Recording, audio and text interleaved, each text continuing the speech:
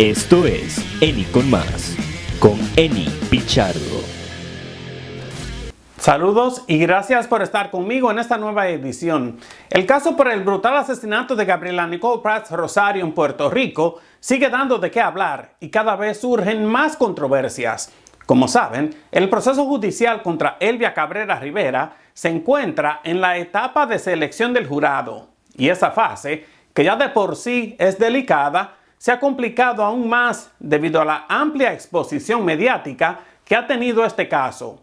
Eso representa un reto tanto para la Fiscalía como para la defensa. Ahora bien, en el caso contra Antoniesca Vilés Cabrera, este viernes se realizará la lectura formal de cargos. Pero aquí surge algo importante. Según informes, debido a un recurso de habeas corpus, la joven podría salir de prisión antes de que comience el juicio. Y eso cambia completamente el panorama. Entonces, la pregunta es, ¿qué posibilidades reales hay de que eso ocurra?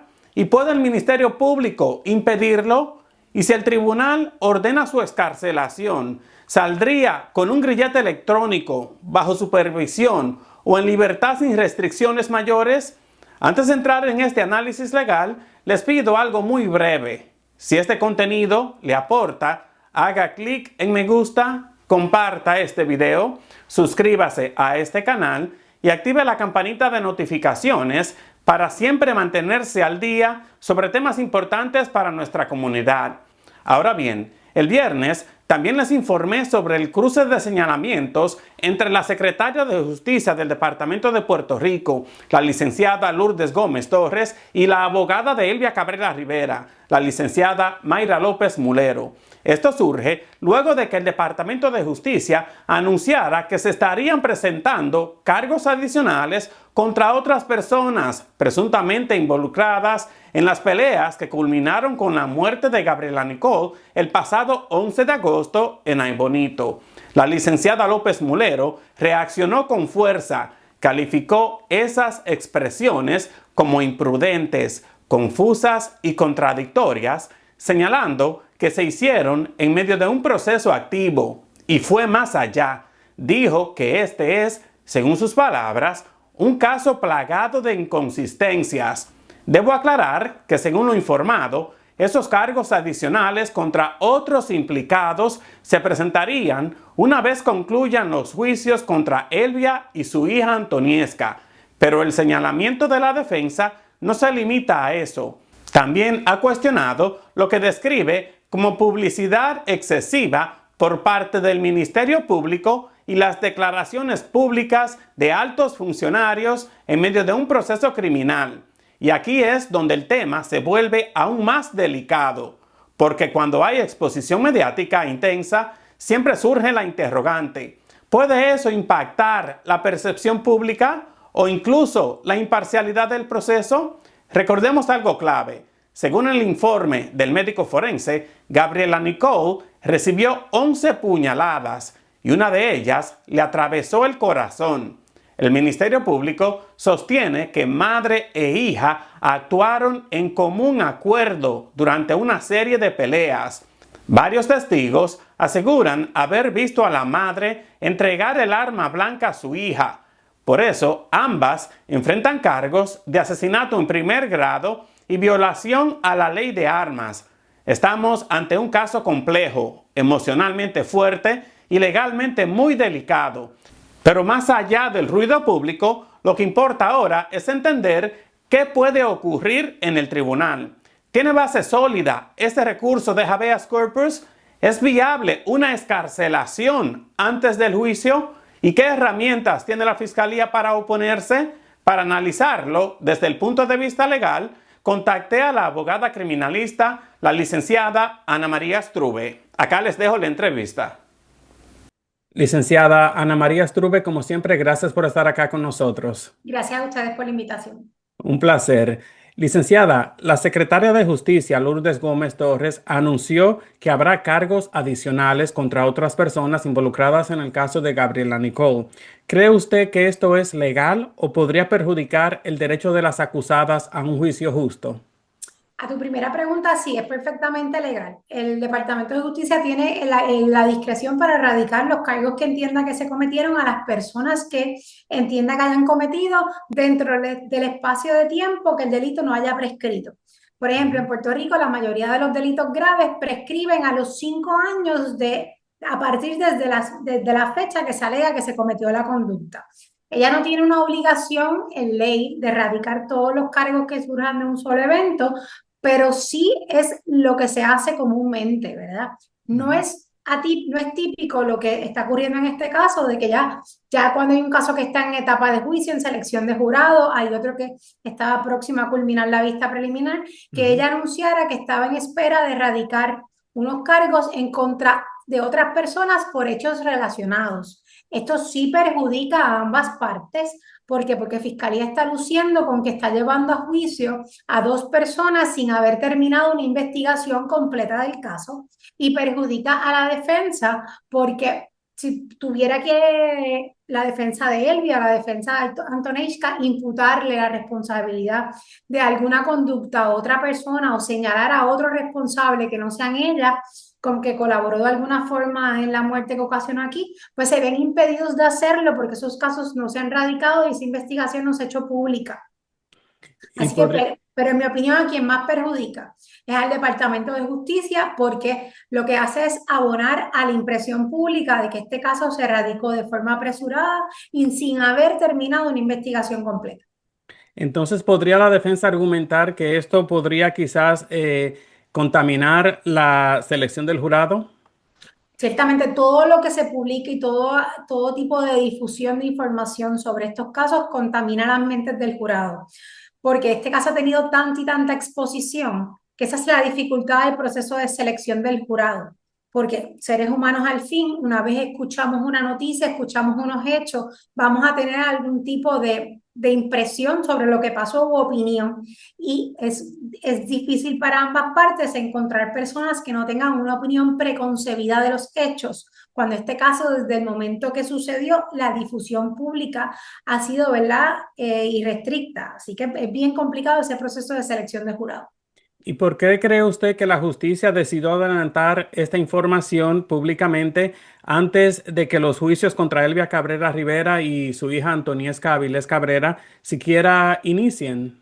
Yo creo que como aquí ya hay un proceso que va a comenzar en etapa de juicio y donde ya una abogada ha tenido acceso a todo el descubrimiento de prueba, es posible que como parte del desfile de pruebas surja información de terceras o cuartas personas que de alguna forma hayan participado. Y quizás anticipando que esta información puede pasar en el juicio que se va a televisar, el Departamento de Justicia lo que está dando es un sobreaviso a la ciudadanía de que hay más personas que son responsables. Eso no exculpa a la acusada que está siendo procesada y nosotros vamos a atender, ¿verdad?, esas personas, esa responsabilidad que ellos tienen.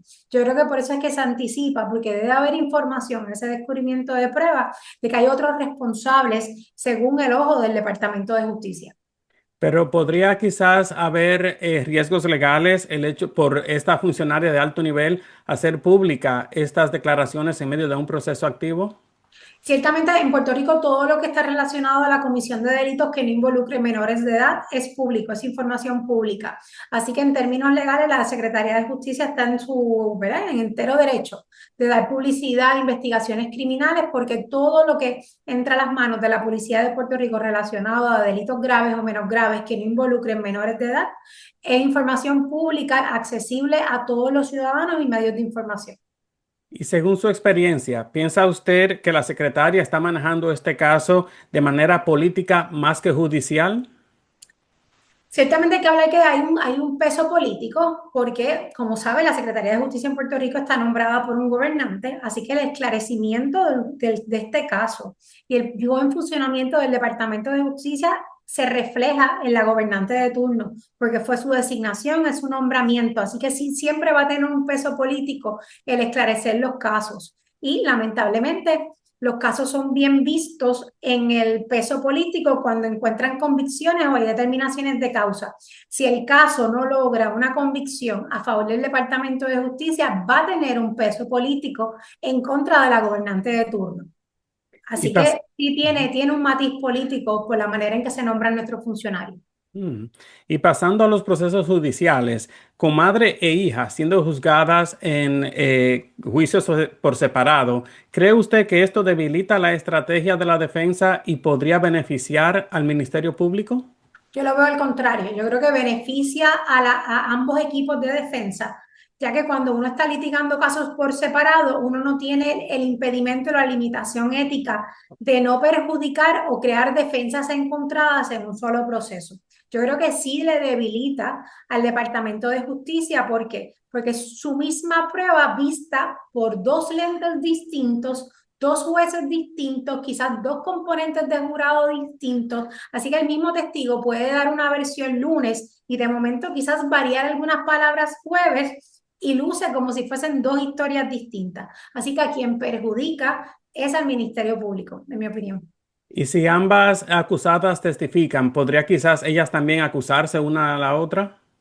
En Puerto Rico, ¿verdad? Igual que en los Estados Unidos, el acusado tiene un derecho de permanecer callado y ese derecho es sagrado. Es bien rara la vez que exista un acusado que se sienta a declarar, a menos de que exista algún tipo de defensa afirmativa, como pudiera ser una legítima defensa o una defensa de error sobre algún elemento del delito. Pero de ella sentarse a declarar, si esa fuese la teoría, por ejemplo, del equipo de defensa de Antonishka y ella señalara a su madre, pues no habría ningún tipo de impedimento para que el equipo de defensa lo haga porque están siendo procesadas por separado. Mm. Ciertamente el Ministerio Público en su turno va a atacar cualquier testimonio de una persona acusada, catalogándola de self-serving, de que cualquier manifestación que haga en su beneficio esa persona acusada, señalando a otra, es para librarse de alguna responsabilidad. Pero yo veo bien difícil en este caso que alguna de las dos acusadas tenga, ¿verdad?, algún momento de pasar a la silla de los testigos o declarar en su beneficio. Ahora, licenciada, se ha hablado de decenas de testigos en el caso contra Elvia Cabrera Rivera y se menciona que los testigos no tienen protección formal del Estado.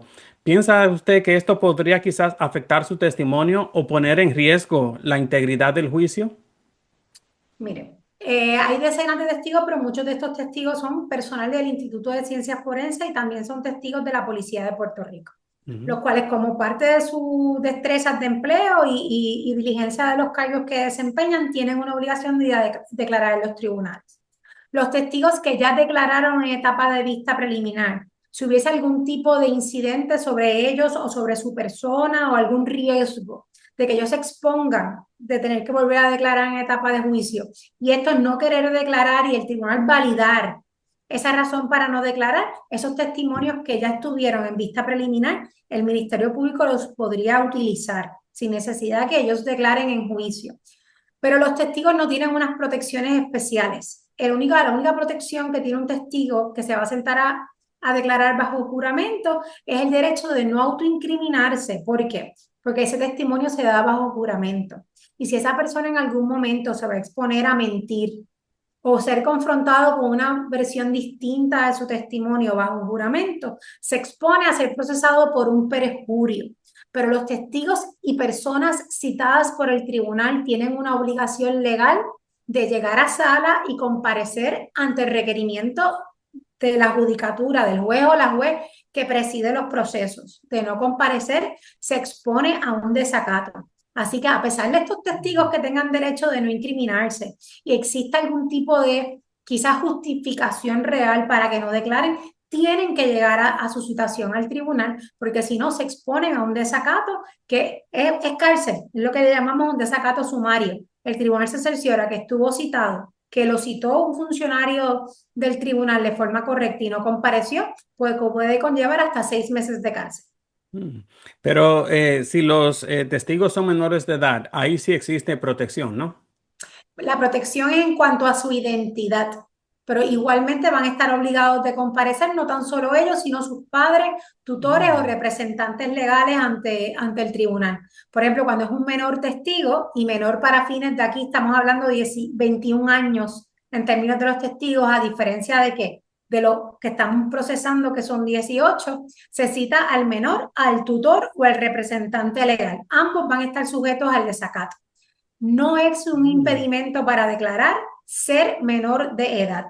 Sí tiene una salvaguarda sobre su identidad y una protección sobre su identidad y circunstancias personales, pero no tiene una protección especial para que no declare.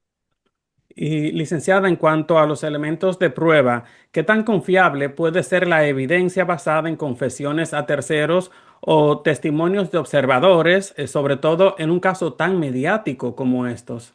Esos dos tipos de prueba, cada uno tiene unos requisitos distintos ante la judicatura o ante los procesos judiciales. Cuando la prueba es una confesión, sea a terceros o a la policía, requiere que exista prueba adicional de corroboración de esa confesión. Eso lo resolvió el Tribunal Supremo de Puerto Rico y el Tribunal Supremo de los Estados Unidos. No se puede encontrar una persona culpable solamente con su confesión. Tiene que haber evidencia adicional que corrobore esas alegadas manifestaciones de la persona acusada. Así que cuando hablamos de evidencia de confesión, ya sabemos que la Fiscalía tiene que cumplir con el rigor de traer prueba adicional, de prueba de corroboración de los elementos esenciales del delito que están en la confesión.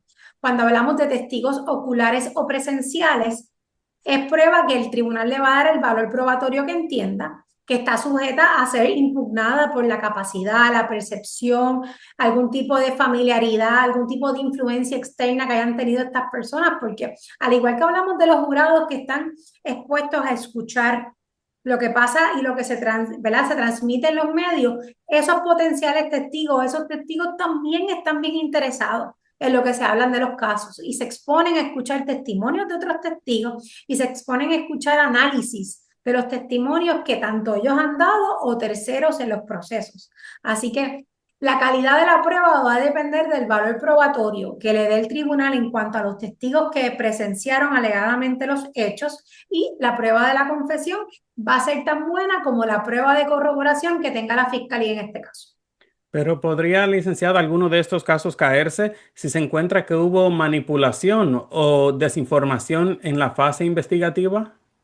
Ahí la manipulación o la desinformación en la fase investigativa va a la credibilidad, ¿verdad? ¿Cuán veraz es ese testimonio?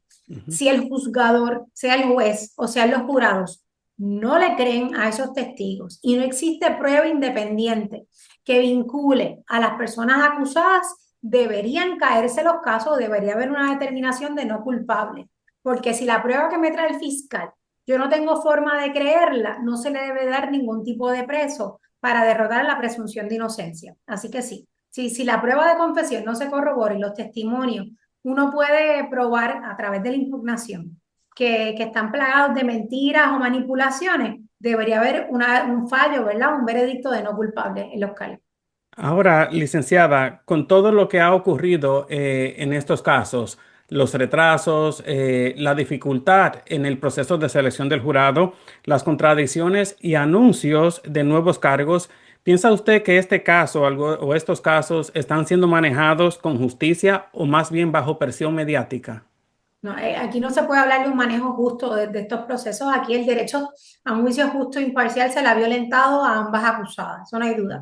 Aquí la presión mediática ha formado, ¿verdad?, un papel importante en esta violación del derecho a un juicio justo e imparcial, pero eso redunda finalmente en el Tribunal Supremo, que autorizó la difusión y transmisión de estos procesos, porque no es lo mismo que se discuta las noticias en los pasillos de los tribunales o posterior a los procesos a que se esté discutiendo mientras el pueblo de Puerto Rico está observando qué es lo que está pasando dentro del tribunal. Y eso responde al propio tribunal, que venía obligado a salvaguardar ese derecho a un juicio justo e imparcial. Así que ciertamente el manejo de este caso no ha sido justo para ninguna de las acusadas, y yo me atrevería a decir que tampoco para el Ministerio Público, porque esos fiscales también han estado expuestos al escrutinio público, su prueba también ha estado expuesta a un escrutinio público, así que esto no le ha hecho bien a ninguna de las partes y por ende ni al proceso. No, si aquí bajaran unas determinaciones de culpabilidad, sea por el jurado o por el juez, no nos puede tomar por sorpresa que aquí se van a cuestionar esta sentencia por violación a juicios justos e imparciales. Ahí está la dificultad de la selección de jurado del caso de Elvia. Aquí no van a conseguir en esta isla 100 por 35 personas que cumplan con las cualificaciones para ser jurado en este país, que no haya tenido acceso a los medios. Aquí van a querer mitigar el daño, pero aquí decir que las personas que están sentadas o que van a ser sentadas a juzgar este proceso no hayan tenido conocimiento de estos hechos, difícilmente, difícilmente. Y en estos casos tan complejos, licenciada, en su opinión, ¿quién está más en riesgo? ¿Las acusadas, los testigos o la credibilidad del sistema judicial de Puerto Rico? No, ciertamente aquí quien único está en riesgo de perder su libertad en un proceso completamente viciado, que se le ha violado el debido proceso de ley por falta de pruebas culpatorias y que se le ha violentado el derecho constitucional a un juicio justo e imparcial son las acusadas. Ciertamente se lacera la opinión que pueda tener la ciudadanía sobre el Poder Judicial, pero quien único se ve afectado y tiene un riesgo de perder su libertad en un proceso tan viciado como esto son las acusadas.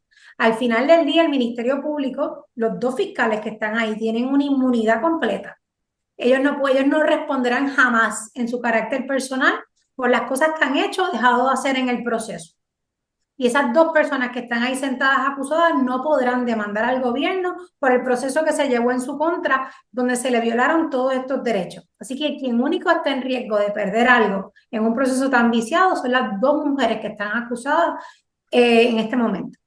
Y enfocándome un poco más en el caso de Antonia Escabiles Cabrera, licenciada, esta semana, el viernes específicamente, la joven deberá comparecer en el tribunal de Aybonito. Tengo entendido que para la lectura de los cargos. ¿Cómo es esta etapa en el proceso? ¿En qué consiste y cuáles son los trabajos legales que realizan ambas partes? Este proceso es un proceso más bien protocolar, en lo que se llama la lectura de acusación. Es donde se le da a conocer formalmente a esta persona acusada los cargos que ella va a enfrentar en etapa de juicio. Ya se hace algo parecido en etapa de vista preliminar, donde la denuncia se le da a conocer a la persona imputada el contenido de esa denuncia. Pero este acto protocolar que marca el debido proceso de ley de que ella conozca de cuáles son los cargos por los que va a enfrentar finalmente juicio, es el acto que ya tiene el viernes. Es un acto que no dura ni 5 minutos, es un acto completamente protocolar que marca el inicio de ese proceso de descubrimiento de pruebas, ese proceso de litigación interlocutoria que ya vimos, por ejemplo, en el caso de Elvia, las mociones de desestimación, la litigación sobre documentos que entregaron o no entregaron de descubrimiento de pruebas. Este momento, el viernes 6 de marzo, marca ese inicio de esos términos que proveen nuestras reglas tanto para desestimaciones como para descubrimiento de pruebas. Pero escuché una entrevista, licenciada, en la que un abogado decía que la joven podría quedar libre bajo el recurso de habeas corpus incluso antes de que comience su juicio. ¿Cómo es Sí. esto? Recuerda que el proceso, a ella le radicaron, a ambas acusadas le radicaron el mismo día los cargos. No obstante, el juicio de Elvia estaba presto a comenzar el 13 de febrero, que era la fecha que ella cumplía los 180 días de estar detenida sin iniciar su juicio. La situación de Antonech es distinta porque ella estuvo en un proceso de referido, lo que nosotros le llamamos arreglados 40, que no es otra cosa que esa evaluación por parte de un facultativo médico para entender si la persona que está siendo acusada comprende su proceso legal. Y ese periodo de tiempo que ella estuvo sujeta a esas evaluaciones se descuentan del término que nuestra Constitución ha dicho que una persona puede estar privada de su libertad sin que se le vea o se inicie su juicio. ¿Qué pasa? El proceso de ella en vista preliminar se dilató mucho más y ella ahora pasa a la etapa de descubrimiento de prueba, que la defensa tiene 20 días para solicitar el descubrimiento de prueba. Tiene 20 días para solicitar cualquier tipo de desestimación o etapa interlocutoria que se tenga que resolver antes del inicio de su juicio. Y dentro de ese término de 20 días, ella cumple los 180 días de estar detenida sin que se le haya visto su juicio. Así que sí, ella puede salir en libertad por el derecho de habeas corpus, porque como se ha dado el proceso, las suspensiones que ha autorizado el tribunal y lo que dispone nuestra Constitución, ella no se ha iniciado su juicio dentro del término de los 6 meses o 180 días. ¿Y qué pasa si ella es excarcelada? ¿Quedaría completamente libre, bajo arresto domiciliario o en libertad condicional? El habeas corpus equivale a como si ya hubiese podido prestar la fianza que se le impuso en un principio cuando le sometieron los cargos. Ella va a quedar sujeta a responder por los mismos cargos de igual manera que si hubiese estado ingresada a la institución carcelaria. No obstante, va a haber su proceso desde la libre comunidad.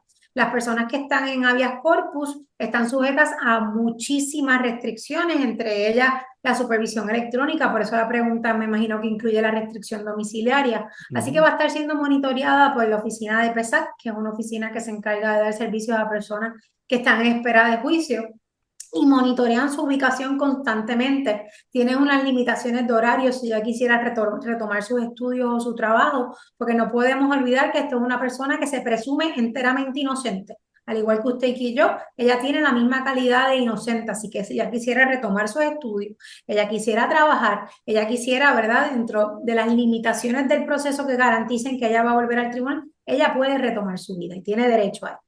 Pero sería entonces también, como usted me explicó, con un quizás grillete electrónico. Sí, aunque la ley no lo requiera, aquí damos por sentado que todas las personas que salen bajo el derecho de habeas corpus se les impone supervisión electrónica. No existe una norma escrita que disponga que esto tiene que ser de esa forma, pero lamentablemente pues el tribunal salvaguarda la comparecencia de estos ciudadanos a través del monitoreo del sistema de supervisión electrónica. Y finalmente, licenciada, tengo entendido que Antoniesca deberá elegir entre un juicio por jurado o tribunal de derecho. ¿Cuáles son las diferencias y cuál sería más fácil y beneficioso para la defensa? La diferencia es que quién va a juzgar los hechos. Si Antonella decide junto a sus dos abogadas que se va a ver su juicio por jurado, pues son personas de la comunidad que típicamente no son abogados, no son fiscales, no son jueces. Se supone que no sean personas que tengan algún tipo de mente preconcebida sobre los hechos que van a juzgar, quienes determinarán de forma unánime si ella es culpable o no culpable. Así que el proceso, quien toma esa decisión serían ciudadanos comunes y corrientes, pero quien maneja qué prueba escucha ese jurado es un juez y la sentencia es del juez. Si ella decidiera ver su caso por derecho, se renuncia a ese derecho por jurado y entonces es un juez o una juez quien maneja entonces la admisibilidad de la prueba y también hará una determinación sobre culpabilidad o no culpabilidad. Todo depende cómo queramos definir qué es más fácil. Si más fácil se traduce a menos tiempo, menos oneroso, pero un juicio por el Tribunal de Derecho le toma menos tiempo a todas las partes. Pero aquí, ¿qué le beneficia? Pues ciertamente un caso tan mediático, igual que hablábamos del peso político de la Secretaría de Justicia, también es un peso político que tienen los jueces. Los jueces son nombrados por los gobernantes de turno. Es un caso completamente mediático y es un caso donde juez que absuelva, juez que condene, va a estar igualmente sujeto al escrutinio de la opinión pública y sujeto al peso político de si su determinación favoreció al gobernante que lo nombró o que lo mantuvo en la silla. Así que muchas veces los abogados tomamos la decisión de liberarnos de ese peso político a la hora de que analicen la prueba y por eso se toma la determinación de no renunciar a un derecho del que su juicio se vea por jurado. Y licenciada, en el caso de Elvia Cabrera Rivera, hemos visto una gran dificultad en la selección del jurado. Si se decide que el proceso sea llevado a otra sede, ¿cómo se determina esto? ¿Quién lo propone? El problema que tenemos es que la limitación geográfica de Puerto Rico, ¿verdad? Es una jurisdicción unificada. Tendrías que sacarlo de la región, ¿verdad? De la jurisdicción de Puerto Rico y Puerto Rico, por ejemplo, todos los procesos se ventilan en español. Así que, ¿a dónde vas a moverlo fuera de la jurisdicción de Puerto Rico? Que los candidatos a jurados cumplan con los requisitos de cómo se ven los procesos en Puerto Rico, porque a pesar de que aquí tenemos ambos idiomas, todos los procesos judiciales a nivel estatal se ventilan en español. Y además ella tiene derecho a ser juzgada dentro por personas que sean de su jurisdicción, los pueblos que comprenden la jurisdicción de Aybonito. Pero ¿qué pasa? Aquí la difusión ha trascendido el 100 por 35. Así que aquí la exposición mediática pudiera ser imposible escoger un jurado. Interesante es la controversia de que el tribunal determine de que es imposible escoger unos candidatos a jurado que puedan garantizar un proceso justo e imparcial. Eso es básicamente es una afirmación del Estado que no puede procesar una persona dentro de las garantías que nuestra Constitución, ¿verdad?, concede. Así que interesante es ver cuánto tiempo va a durar ese proceso, más aún cuando aquí a ella le coartaron su derecho de salir en habeas corpus, cuando juramentaron el primer grupo de posibles candidatos. Y ya vemos que esto se ha extendido para más de un mes y no han logrado escoger candidatos de jurado. Y se sigue suspendiendo y se sigue suspendiendo y esos 6 meses quedaron interrumpidos. Podríamos ver lo mismo con Antoniesca también, ¿no? Enteramente, enteramente. Y más, si el caso de Elvia ha tenido publicidad, el de la joven más aún. Wow. Más aún. Así que en estos términos, el proceso se va a duplicar, la dilación se va a duplicar y recuerden que ambos casos se están ventilando en la misma jurisdicción. El pool de candidatos a jurado que están disponibles para ambos casos salen del mismo pote y están utilizando candidatos tras candidatos en el caso de Elvia, y si esos candidatos ya fueron examinados y descartados en el caso de Elvia, va a ser el mismo resultado para el caso de Antonieshka, porque ese pool de jurados o candidatos a jurados tiene que salir de esa jurisdicción, tiene que salir de la región judicial de Aybonito, de los 10 o 9 pueblos que compongan la región judicial de Aybonito. Pero el jurado que esté procesando a Elvia Cabrera Rivera no podría ser el mismo que procese a Antoniesca. No, cualquier candidato a jurado que ha estado expuesto de alguna forma al proceso judicial y algún tipo de, por ejemplo, haber escuchado las acusaciones de Elvia,